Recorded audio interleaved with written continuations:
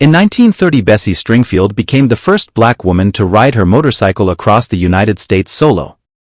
Her feat was credited with breaking down barriers for both women and African-American motorcyclists. Born Betsy Leonora Ellis on February 9, 1911, in Kingston, Jamaica, she was the daughter of Maria Ellis, a domestic servant, and James Ferguson, her employer. Betsy and her parents migrated to Boston, Massachusetts, but both died of smallpox. Orphaned when Betsy was 5 years old, she was adopted by a wealthy Irish woman who raised her as a Catholic. It is unclear when and why Bessie rather than Betsy became her given name. On Bessie's 16th birthday, her mother gave her a motorcycle, even though good girls didn't ride motorcycles. In 1927, Ellis climbed aboard her first bike, an Indian Scout. Although she had no prior knowledge of operating the controls, she started the motorcycle and easily mastered it.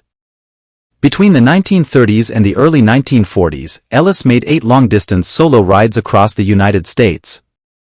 During this time, she earned money from performing motorcycle stunts in carnival shows. Due to her skin color, Ellis was often denied accommodations while traveling and was forced to sleep on her motorcycle at gasoline stations.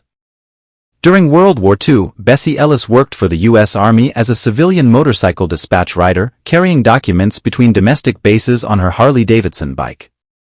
The only woman in her unit, she completed rigorous training maneuvers including learning how to weave a makeshift bridge from rope and tree limbs to cross swamps. Ellis regularly encountered racial prejudice while on the road. Once she was followed by a man in a pickup truck who deliberately ran her into a ditch, violently knocking her off her bike. In between her travels, Ellis wed and divorced 6 times. After she and her first husband were deeply saddened by the loss of 3 babies, she had no more children.